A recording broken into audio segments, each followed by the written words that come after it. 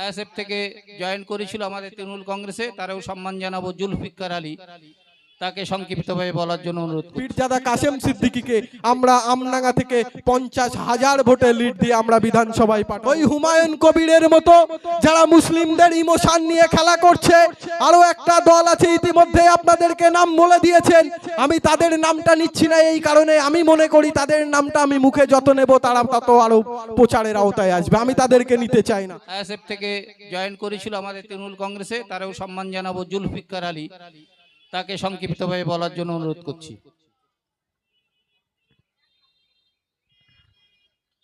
সাথী সঞ্চালক এবং এখানে উপস্থিত আছেন আমাদের ব্লক নেতৃত্ব এবং পঞ্চায়েত যে সকল নেতৃত্ব উপস্থিত আছেন তাদের সকলকে ধন্যবাদ জানাই। ইতিপূর্বে আপনারা বক্তব্যের মাঝখান থেকে শুনতে পেরেছেন এবং আপনারা বুঝতে পেরেছেন যে এই 2026 সালে আগামী 29শে এপ্রিল অভিষেক ব্যানার্জির সেনাপতিত্বে এবং মমতা বন্দ্যোপাধ্যায়ের নেতৃত্বে এই আমডাঙ্গার মানুষের উন্নয়নের ধারাবাহিকতাকে বজায় রাখার জন্য তৃণমূল কংগ্রেসের প্রার্থী আমাদের কাশেম সিদ্দিকী সাহেব, তাকে আমডাঙ্গাতে মাননীয় মুখ্যমন্ত্রী মমতা বন্দ্যোপাধ্যায় পাঠিয়েছেন।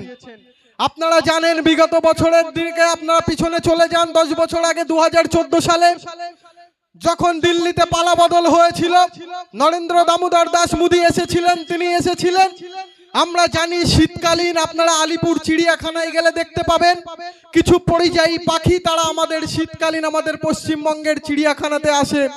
ঠিক যখন এই পশ্চিমবঙ্গের মাটিতে নির্বাচনের দামামা বাজে, উত্তরপ্রদেশ থেকে শুরু করে, গুজরাট থেকে শুরু করে, দিল্লি থেকে শুরু করে, আপনারা উপরে তাকালেই দেখতে পাবেন ঝাঁকে ঝাঁকে সেই পরিযায়ী শ্রমিক পাখিদের মতো, পরিযায়ী পাখিদের মতো হেলিকপ্টারে করে তারা বাংলার মাটিতে আসছেন এবং সাম্প্রদায়িক উস্কানিমূলক বক্তব্য দিয়ে এ বাংলার সম্প্রীতিকে ভাঙতে চাইছেন, এ বাংলার সৌভ্রাতৃত্বের বাংলাটাকে ডিবেট মানে দুভাগে ভাগ করে দিতে চাইছেন।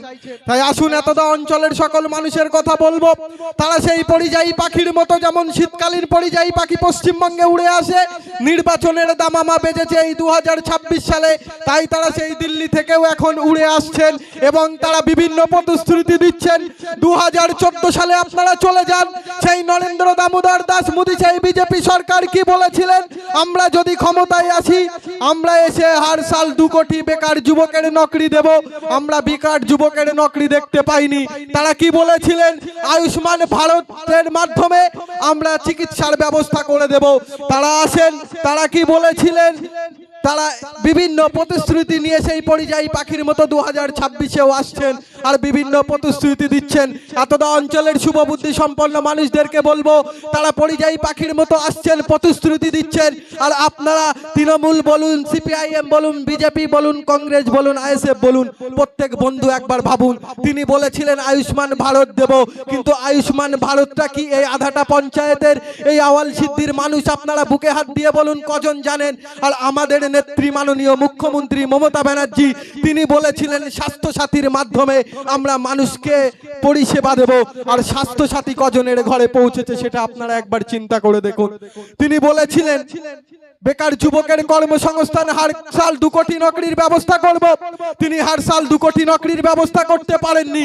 কিন্তু আপনি দেখুন স্টুডেন্ট ক্রেডিট কার্ড, আমাদের নেত্রী যিনি বাংলাকে নিয়ে ভাবেন, বাংলা ভাষাভাষী মানুষকে নিয়ে ভাবেন, বাংলার বেকার যুবকদের কথা ভাবেন, স্টুডেন্টদের কথা ভাবেন, শিক্ষার কথা ভাবেন, শিল্পর কথা ভাবেন, কলকারখানার কথা বলেন, সেই স্টুডেন্ট ক্রেডিট কার্ড প্রত্যেকটা ছাত্রের হাতে তুলে দিয়েছে। আপনারা দেখুন পথশ্রী প্রকল্পের মাধ্যমে যারা আসেন তারা বলছেন আমরা স্পেস টেকনোলজি নিয়ে এসেছি, সেই দিল্লির ভাজপা সরকার, কিন্তু স্পেস টেকনোলজির মাধ্যমে তারা যখন রাস্তা তৈরি করছেন তখন সাধারণ মানুষ যখন একটু গরমে রৌদ্রের উপরে সেই রাস্তার উপর দিয়ে হেঁটে যাচ্ছে, পায়ের সঙ্গে সেই পিচগুলো উঠে যাচ্ছে। আর আমাদের নেত্রী মাননীয় মুখ্যমন্ত্রী মমতা ব্যানার্জি এবং অভিষেক ব্যানার্জির সেনাপতিত্বে এই বাংলায় পথশ্রী প্রকল্পের মাধ্যমে 20,000 কিলোমিটারের বেশি রাস্তা তৈরি করে করেছে ইতিমধ্যেই। আপনারা আপনাদের পাড়ায় চলে যান, 2011 সালের আগে আপনার পাড়ার রাস্তাটা কি ছিল, এখন কি ছিল ভাবুন। তাই অনেক বক্তা আছেন, আমাদের সম্মানীয় প্রার্থী কাসেম সিদ্দিকী মহাশয় আছেন, তিনি বলবেন। আমি আপনাদের কাছে অনুরোধ করব, ওই হুমায়ুন কবিরের মতো যারা মুসলিমদের ইমোশন নিয়ে খেলা করছে, আরো একটা দল আছে ইতিমধ্যে আপনাদেরকে নাম বলে দিয়েছেন। আমি তাদের নামটা নিচ্ছি না এই কারণে, আমি মনে করি তাদের নামটা আমি মুখে যত নেব তারা তত আরো প্রচারের আওতায় আসবে, আমি তাদেরকে নিতে চাই না।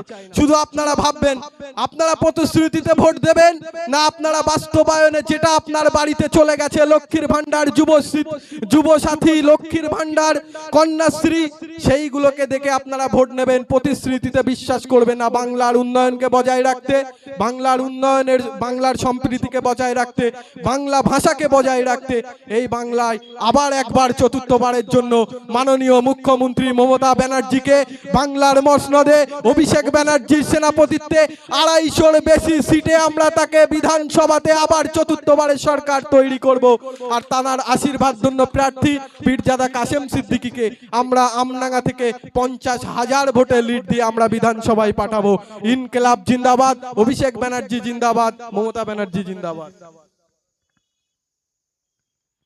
ধন্যবাদ জুলফিকার সাহেবকে, অভ্যাস মতো দু এক কথা বলে ফেলেছে।